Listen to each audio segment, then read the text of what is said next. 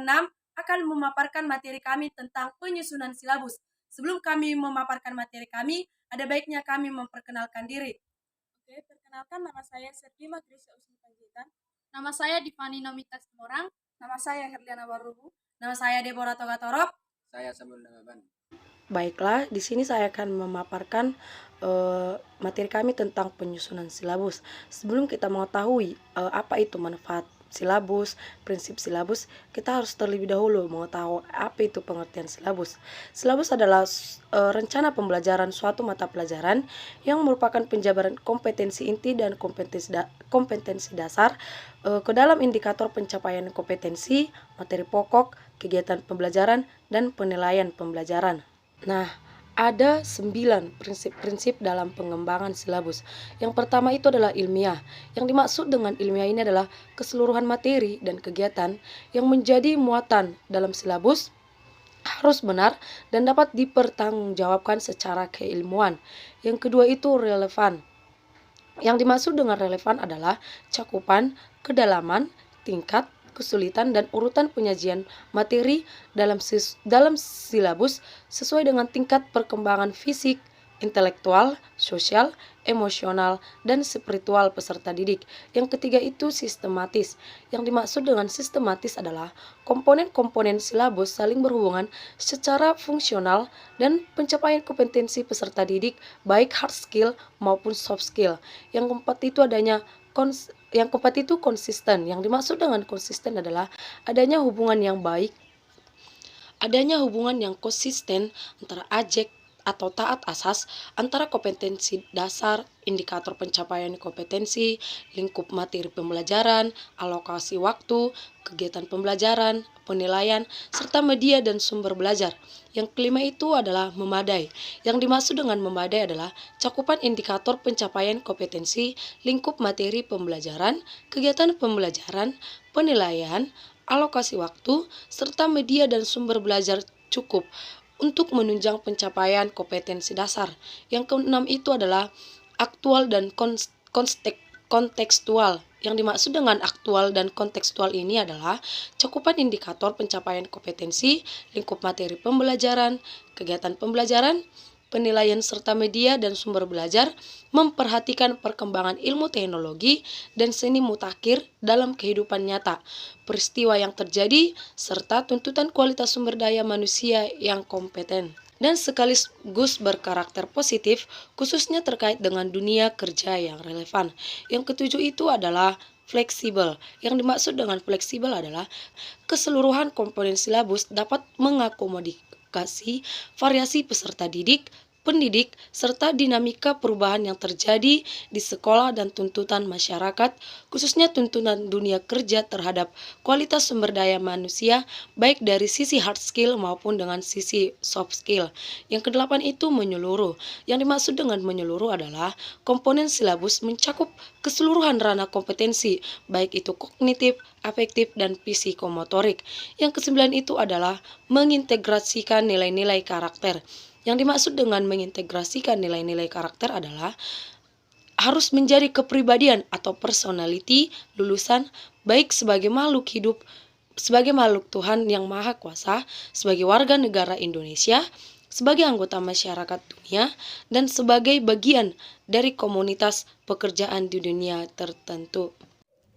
Oke, baik. Saya akan melanjutkan materi dari teman saya yaitu Deborah Togatorop yang 2.3 mengenai unit waktu silabus, di mana unit waktu silabus ini terdiri atas 3, yakni yang pertama, silabus mata pelajaran disusun berdasarkan seluruh alokasi waktu yang disediakan untuk mata pelajaran selama penyelenggaraan pendidikan di tingkat sistem pendidikan. Yang kedua, penyusunan silabus memperhatikan alokasi waktu yang disediakan per semester, per tahun, dan alokasi waktu mata pelajaran lain yang sekelompok. Yang ketiga, implementasi pembelajaran per semester menggunakan penggalangan silabus sesuai dengan standar kompetensi dan kompetensi dasar untuk mata pelajaran dengan alokasi waktu yang disediakan pada struktur kurikulum. 2.4 mengenai landasan pengembangan silabus, di mana yang menjadi landasan pengembangan silabus ada 2, yakni yang pertama, Peraturan Pemerintah Republik Indonesia Nomor 19 Tahun 2005 tentang Standar Nasional Pendidikan.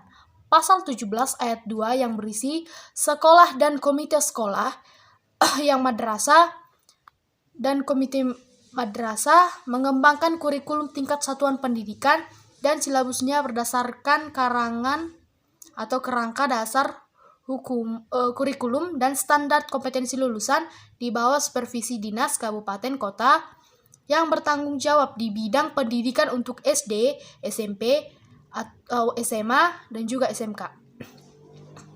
Lalu yang kedua, Peraturan Pemerintah Republik Indonesia Nomor 19 Tahun 2005 tentang Standar Nasional Pendidikan Pasal 20 yang berisi tentang perencanaan proses pembelajaran meliputi silabus dan perencanaan pelaksanaan pembelajaran yang memuat sekurang-kurangnya mengenai tujuan dan rencana pelaksanaan pembelajaran yang memuat sekurang-kurangnya tujuan pembelajaran, materi ajar, metode pengajaran, sumber belajar, dan penilaian hasil belajar. Materi selanjutnya akan dilanjutkan oleh teman kami. Baik, saya akan melanjutkan pemaparan materi kami, yaitu mengenai pengembangan silabus. Pengembangan silabus dapat kita lakukan dengan beberapa cara, yaitu yang pertama, pengembangan silabus dapat dilakukan oleh para guru secara mandiri atau berkelompok dalam sebuah sekolah atau beberapa sekolah. Yang kedua, dapat disusun secara pribadi oleh para guru apabila guru tersebut dapat memahami karakteristik siswa dan lingkungannya. Dan yang ketiga, apabila guru mata pelajaran karena sesuatu hal belum dapat melaksanakan pengembangan silabus secara mandiri, maka pihak sekolah dapat mengusahakan untuk membentuk kelompok guru mata pelajaran untuk mengembangkan silabus yang akan digunakan oleh sekolah tersebut. Yang keempat, sekolah yang belum mampu mengembangkan silabus secara mandiri sebaiknya bergabung dengan sekolah-sekolah lain melalui forum MGMP atau KKG untuk bersama-sama mengembangkan silabus yang akan digunakan oleh sekolah-sekolah dalam lingkup MGMP atau KKG setempat. Yang kelima, Dinas Pendidikan setempat dapat memfasilitasi penyusunan silabus dengan membentuk sebuah tim yang terdiri dari para guru berpengalaman di dalam bidangnya masing-masing. Selanjutnya yaitu langkah-langkah penyusunan silabus. Adapun langkah-langkah dalam penyusunan silabus ini yang pertama, yaitu mengkaji standar kompetensi dan kompetensi dasar. Di dalam mengkaji standar kompetensi dan kompetensi dasar ini, sebagaimana yang tercantum pada satuan internasional, kita perlu memperhatikan, yang pertama yang perlu kita perhatikan yaitu adalah urutan berdasarkan hierarki konsep, disiplin ilmu, atau tingkat kesulitan materi tidak harus selalu sesuai dengan urutan yang ada pada satuan internasional. Yang kedua, keterkaitan antara standar kompetensi dan kompetensi dasar dalam mata pelajaran. Yang ketiga, keterkaitan antara standar kompetensi dan kompetensi dasar antar mata pelajaran. Langkah kedua yaitu mengidentifikasi materi pokok pembelajaran. Jadi, di dalam mengidentifikasi materi pokok pelajaran yang menunjang pencapaian kompetensi dasar, ada yang perlu kita perhatikan. Yang pertama, potensi peserta didik. Yang kedua, relevansi dengan karakteristik daerah. Yang ketiga, tingkat perkembangan fisik, intelektual, emosional, sosial, dan spiritual peserta didik. Yang keempat, kebermanfaatan bagi peserta didik. Yang kelima, aktualitas, kedalaman, dan keluasan materi pembelajaran. Seterusnya yaitu relevansi dengan kebutuhan peserta didik dan tuntutan lingkungan. Dan terakhir adalah alokasi waktu.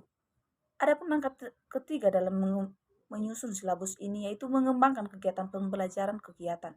Pembelajaran dirancang untuk memberikan pengalaman belajar yang melibatkan proses mental dan fisik melalui interaksi antar peserta didik dengan guru dan lingkungan dan sumber belajar lainnya.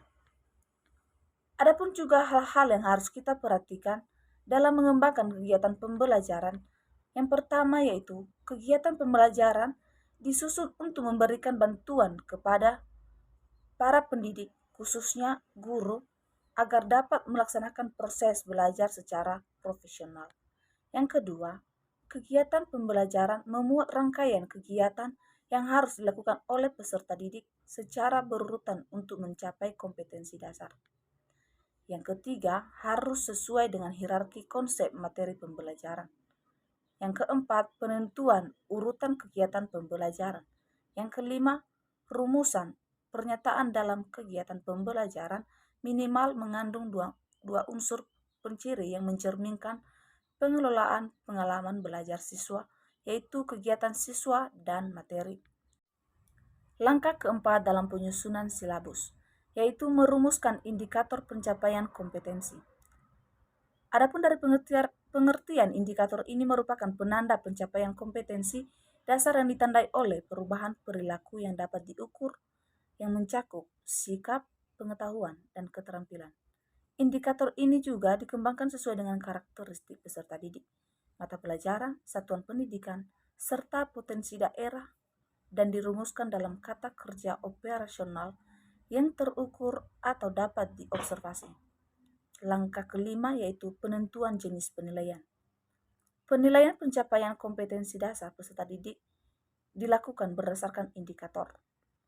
Penilaian ini dilakukan dengan menggunakan tes dan non-tes dalam bentuk tertulis maupun lisan, pengamatan kinerja, pengukuran sikap, penilaian hasil karya berupa tugas, dan penilaian diri.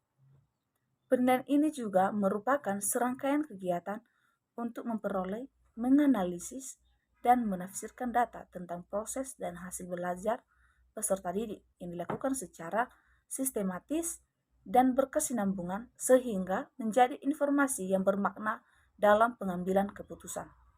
Materi selanjutnya akan dilanjutkan oleh teman kami. Hal-hal yang perlu diperhatikan dalam penilaian. Yang pertama, penilaian diarahkan untuk mengukur pencapaian kompetensi. Yang kedua, penilaian menggunakan acuan kriteria, yaitu berdasarkan apa yang bisa dilakukan peserta didik setelah mengikuti proses pembelajaran dan bukan untuk menentukan posisi seseorang terhadap kelompoknya. Yang ketiga itu, sistem yang direncanakan adalah sistem penilaian yang berkelanjutan. Berkelanjutan dalam arti semua indikator ditagih, kemudian hasilnya dianalisis untuk menentukan kompetensi dasar yang telah dimiliki dan yang belum, serta untuk mengetahui kesulitan siswa. Dan yang keempat yaitu hasil penilaian dianalisis untuk menentukan tindak lanjut. Tindak lanjut berupa perbaikan proses pembelajaran, program remedi bagi peserta didik yang mencapai kompetensi di bawah kriteria ketuntasan, dan program pengayaan bagi peserta didik yang telah memenuhi kriteria ketuntasan. Yang kelima yaitu sistem penilaian harus sesuai dengan pengalaman belajar yang ditempuh dalam proses pembelajaran. Misalnya, jika pembelajaran menggunakan pendekatan tugas observasi lapangan, maka evaluasi harus diberikan baik pada proses atau keterampilan proses. Misalnya, teknik wawancara maupun produk atau hasil melakukan observasi lapangan yang berupa informasi yang dibutuhkan. Langkah yang keenam yaitu menentukan alokasi waktu. Penentuan alokasi waktu pada setiap kompetensi dasar didasarkan pada jumlah minggu efektif dan alokasi waktu mata pelajaran per minggu dengan mempertimbangkan jumlah kompetensi dasar, keluasan, kedalaman, tingkat kesulitan, dan tingkat kepentingan kompetensi dasar. Alokasi waktu yang dicantumkan dalam silabus merupakan perkiraan waktu rata untuk menguasai kompetensi dasar yang dibutuhkan oleh peserta didik yang beragam. Langkah yang ketujuh yaitu menentukan sumber belajar. Sumber belajar adalah rujuk objek dan waktu atau bahan yang digunakan untuk kegiatan pembelajaran.